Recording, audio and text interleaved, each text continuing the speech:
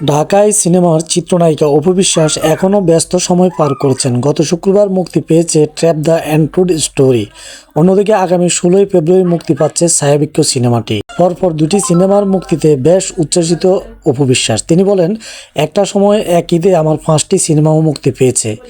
কাজ শুরুর পর থেকে মাসে 2-3টা সিনেমা মুক্তি পেত। মাঝখানে কাজে একটু অনিয়মিত ছিলাম, যার কারণে ধারাবাহিকতা রাখতে পারিনি। সেই বিরতি কাটিয়ে কাজে নিয়মিত হয়েছি। এখন দম ফেলার সময় পাচ্ছি না।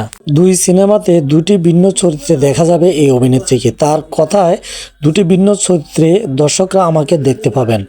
একটিতে গ্ল্যামারাস লুক, অন্যটিতে গ্ল্যামারসহীন। ট্যাব সিনেমায় বর্তমান তথ্য প্রযুক্তির ইতিবাচক নেতিবাচক দিক তুলে ধরা হয়েছে। আর ছায়াবৃক্ষ শ্রমিকের চরিত্রে দেখা যাবে। তাদের ভয়াবহতা নিয়ে তৈরি হয়েছে এটি। নিজের পাশাপাশি অপু বিশ্বাস কথা বলেন শাকিব খানকে নিয়েও। তার মতে, প্রতিনিয়ত এ নায়ক নিজেকে ভাঙছেন। তার প্রশংসা পঞ্চমুখ অপু বিশ্বাসও। শাকিব প্রসঙ্গে অপু বলেন, যুগে যুগে এমন একজন হার্টথ্রব তৈরি হয়। হার্টথ্রবের জন্যই সত্যি যোগ লাগে। সেই সময়টা আর আসবেও না, সেটা বলবেও না। এই নায়িকা আরও বলেন, তবে শাকিব খান তো কাউকে আটকে রাখেনি। সে অন্য শিল্পীদের যেভাবে সুযোগ দেয়, অন্যরা যদি তার অবস্থানে থাকতো কখনোই সেই সুযোগ দিত না এবং মেপে কথাও বলতেন না। শাকিব খান বুঝে শুনে কথা বলেন। প্রতিটি মানুষ তার যোগ্যতা দিয়ে আসবে।